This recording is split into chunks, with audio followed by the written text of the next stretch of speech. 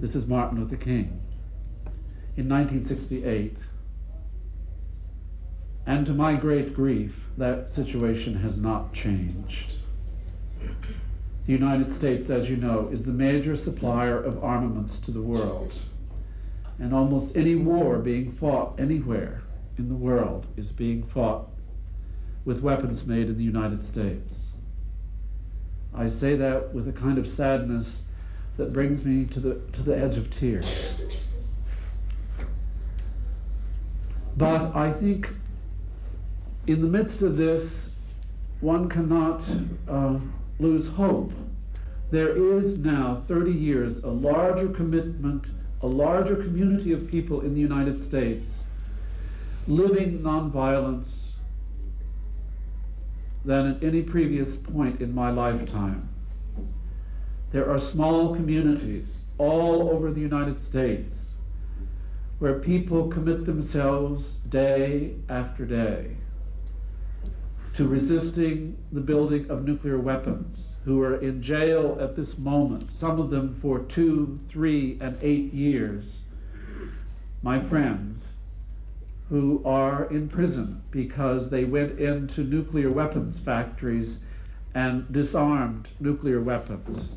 You know their names: Daniel Berrigan, Philip Berrigan, Tom Lewis. It's a long list. And so I want to bring the good news, really.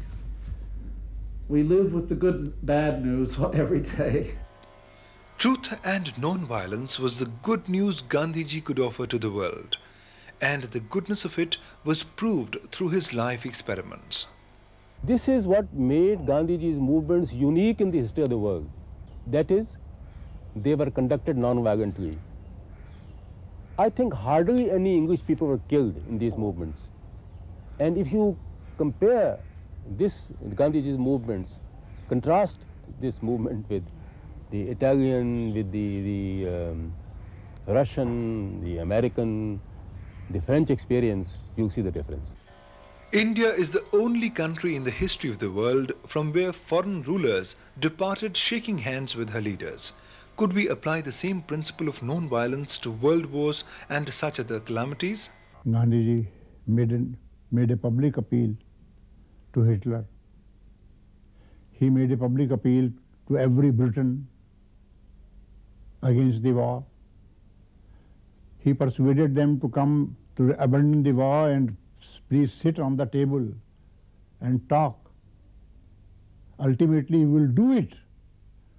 But after massacring 1 million people, they did it. When over more than 10 lakhs of people died, only then they thought that we should sit down and have a talk. So, people are now fed up with war. But when the competition was there with Soviet Russia, they went on piling atom bomb after atom bomb, nuclear weapons after nuclear weapons, hydrogen bombs. Now they feel that if by human mistake, human error, something is done and the whole thing is burst up, then the entire world will be zero. All that they have built after so many years, 2,000 years or 4,000 years, it will come to naught. So they appreciate it. They appreciate, and the efficacy they have also seen of the non-violence. They know that India won its independence by non-violent means. And several other countries tried it in one way or the other. There may be those moments when even right may yield to might. This is Martin Luther King. And this is Mahatma Gandhi in 1930 with the same words in a different form. He wrote, "I want world sympathy in this battle of right against might." Gandhiji's insistence that non-violence is the law of our species influenced many. Martin Luther was the first leader after Gandhi who demonstrated the concretization of non-violence into action. Gandhi was the first one to protest against the inhuman segregation of people on the basis of color, caste or creed. His principles attracted people of all cultures and all nations.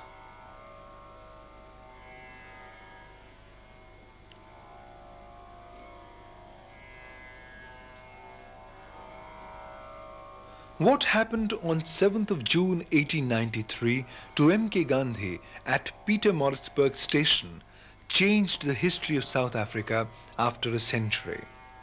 Yes, this non-violent awakening could make this continent a different one, as President Nelson Mandela put it. It's a totally different South Africa. Still, is there any doubt on his universal relevance? To ask, is Gandhi relevant for today? Really, we should ask, is truth relevant? And is truth ever irrelevant to human being? Or is human life, any human life, meaningful if there isn't some aspect of truth to be pursued through it or found in it? So Gandhi has always application, interpretation, value, and meaning in every society. He wanted to see the human spirit develop. And to live is to grow. So we all attempt to grow materially, grow in prosperity, but grow particularly spiritually. And he had the insistence that that must be the first priority. This holistic movement is a humanity's urge towards a better, harmonious relationship between man and the spiritual, holistic world and the individual soul. Gandhiji's spirituality in practice has attracted leading peace activists in the world like Dr. Daisaku Ikeda. The famous Soviet writer Chingiz P. Aitmatov considers Dr. Daisaku Ikeda as one among the 5 most powerful intellectuals and social activists produced by the 20th century. In his famous speech, Towards a World Without War, Gandhism and Modern World, Dr. Ikeda said, "As we approach the end of the century of unprecedented war and violence, we seek as our common goal the creation of a world without war. At this critical juncture, what can we, must we learn from this great philosopher, a man whose spiritual legacy could rightly be termed one of humanity's priceless treasures of the 20th century." I would like to offer my personal reflection on Gandhism, focusing on these 4 aspects: his optimism, his activism, his populism, and the holistic nature of his vision. The changes we have witnessed for the past few years, from the collapse of the Berlin Wall to the dissolution of the Soviet Union, have far outstripped the expectations and predictions of any historian. In December 1931, Mahatma Gandhi wrote in his letter to Romain Rolland, "What is happening in Russia is an enigma. I have not discussed Russia very much, but I have a deep distrust of the ultimate success of the experiments being carried out there. It seems to me that it is a challenge to non-violence. It appears to be succeeding, but behind its success lies force and violence. When Indians are exposed to Russian influence, it leads them into extreme intolerance." No doubt his conclusions are universal and ever relevant. What Gandhi stood for is universal, because it is the principle of non-violence to arrive at truth, which basically means the truth that will make you free. So in every age, I believe this will hold good. And in every situation, this can be applied. Unless, this is my firm conviction, unless you apply these principles of ahimsa and truth, man will never be happy. Of course, youth from all over the world is looking to Gandhi for peace and progress. My name is Susanne Schweitzer. I come from a small village in the south of Germany. And I want to say that I think if there will be no non-violence in the world, there are much less problems than we have today. I can say this perhaps on my own experience. I read the essay because a friend of mine was murdered by other young persons, and I don't know how to trade with this feeling and how to trade with the hate that I feel. And I try to do it with the ideas of Gandhi, with the meaning of non-violence, and I think I'm in one way able to do this. Gandhian principles can be applied to solve personal as well as social problems. There are more examples. If violence is generated in the society, the government and the people in the society will focus to curb the violence. And this will hamper the progress in the society. And there's nothing that can be used to cure the violence, only non-violence.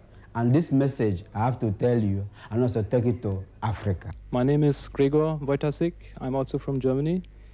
And I think if there were all people of the world would really join in non-violence, there would be no violence at all. We would have world peace. And especially the question of economic systems, which are ruled nowadays by violence, if they would be ruled by non-violence, as Gandhi has told us, there would be no question of exploitation of people. Non-violence is as old as the hills, as Gandhi has said, is as old as the hills.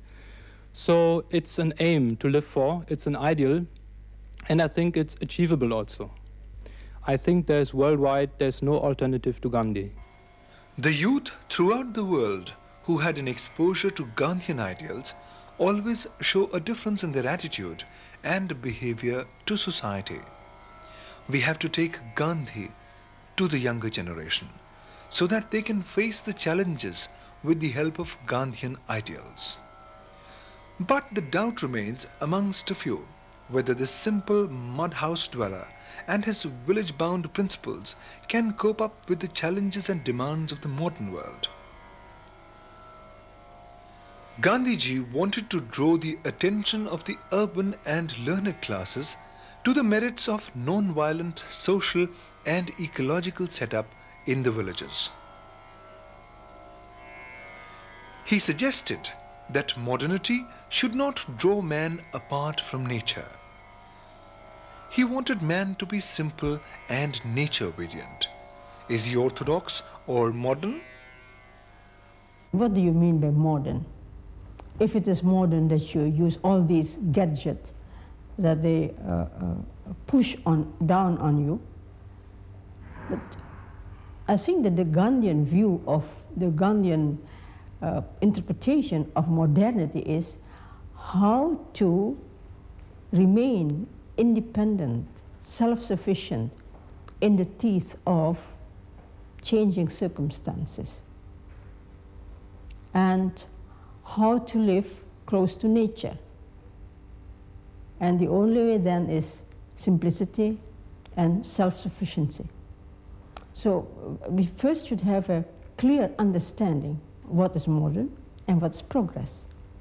If by progress is meant only heaping up of gadgets, of course, then we create our own destruction. But if progress is related to the spirit, then it becomes different. Then you realize you can do away with with a good deal of the things that they try to sell you. And the sad thing is that the so-called educated people, they are the first prey of this false notion of progress and modernity. The Indology department of Stockholm University invited me to deliver 2 lectures on Indian culture. One day, the head of the department asked me, "How did you like our country?" I said, "Your country is a beautiful one, with 5,000 lakes, and with 100% employment and 100% literacy. Your country country's production is also highest in the world, and so is the consumption. Per capita production and per capita consumption, you top the world. In a very sad tone, she said, "My dear Indian brother, you have seen only one side of the picture." I said, "What is the other side?" The other side is that we have the highest number of child delinquency in the world. We have the highest number of divorces in the world. We have the highest number of suicides in the world. We are fed up with our prosperity. We want peace of mind, and that peace of mind we can't get anywhere. So only we are concentrating on Gandhi's writings. It gives us peace of mind. Peace is the result of healthy coexistence. Gandhiji advocated preservation of multiculturalism, variety and diversity to solve the ethnic and racial problems. Multiculturalism in Canada refers to an official government policy that recognizes and supports the existence of cultural diversity. The principles on which multiculturalism is based find parallels in Gandhian thought. A, maintenance of cultural identity and cross-cultural understanding. Gandhiji said, "I do not want my house to be walled in on all sides and my windows to be stuffed. I want the cultures of all lands to be blown about my house as freely as possible, but I refuse to be blown off my feet by any." B, equality and social justice. The principle Gandhiji expressed eloquently throughout his work, but most vividly so in his discourses on untouchables. C, common citizenship built on rights and responsibilities. The rights that do not flow from the duty well performed are not worth having. When multiculturalism was introduced as an official government policy in 1971, it was adopted unanimously by members of Parliament and received widespread acceptance among the Canadian public. This indicates that there was, and possibly still is, an agreement among Canadians on basic principles. Today, some 23 years after the adoption of official multiculturalism, there is increasing opposition to the policy and the program that supports. One reason for this is that multiculturalism has come to be associated with only one portion of our population. It's very sad. And that's what prompted Ovid Macready, the Grand Chief of the Assembly of the First Nations in Canada, for a pilgrimage to the land of Mahatma Gandhi, as he calls his recent visit to India. He expects methods and solutions in the teaching of Gandhiji to solve the Canadian crisis. He says we must make a voyage together. The traditional values will keep us united and will strengthen our people wherever they are. My view now is we have to help the communities get more organized, more political, and they have to be there to support the leadership so that we can have the power to make changes in government. And my purpose here, of course, is to learn how that can be done by people who are experts at it in terms of mass civil disobedience as well as mass political action. However, in the past few years, we've had a few incidences of violence involving us in the state of Canada, where some of our people have given up on the political process and the legal system and have resorted to taking matters into their own hands, and some have now taken up guns. So my role as a leader is still to maintain the traditions of our people in dealing with Canada, and what better place to come than to India, where Mahatma Gandhi taught his people how to deal with the state and how to deal with oppression, by using nonviolence and by advocating truth in dealing with oppressors. And so I'm here in part for that reason, but also to acquaint myself with, in more depth, through some of his disciples, the beliefs of Mahatma Gandhi, and to see how that can be adapted into my country in dealings with Canada. When efforts for preservation of traditional and rural values are defeated by a consumeristic and technological culture, how is Gandhiji relevant here? We seem to be in a time of intense consumerism, that rampant desire for acquiring wealth. Gandhi turned that around and said that actually the very criterion of civilization is simplicity. In that simplicity, he wasn't saying to abandon technology or the products of industrialization, but he was talking about something by which we would become more sharing.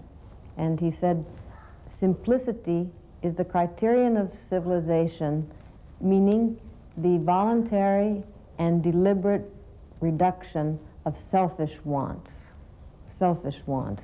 Because in doing so, that increases our capacity for service and also thereby increases our happiness, which is shared. So certainly simplicity is one of the strongest points that Gandhi made. When a single experiment could make a man scientist, do we consider Gandhiji a man who successfully experimented with his whole life as a scientist in his true sense? I recall a statement by him saying that he was addressing the American audience, a letter to his American friends, in which he said that, I don't want you to dangle your millions before us. It will corrupt our people. But I would rather have you send your scientists and technologists to our country and teach us the ways of science and technology, not as masters, but as equals, as workers. These concluding words of the Vice President of India take us to the talisman offered by Gandhiji to the humanity. He said, I will give you a talisman. Whenever you are in doubt or when the self becomes too much with you, apply the following test. Recall the face of the poorest and the weakest man whom you may have seen and ask yourself if the step you contemplate is going to be of any use to him. Will he gain anything by it? Will it restore him to a control over his own life and destiny? In other words, will it lead to Swaraj for hungry and spiritually starving millions? Then you will find your doubt and your self melting away.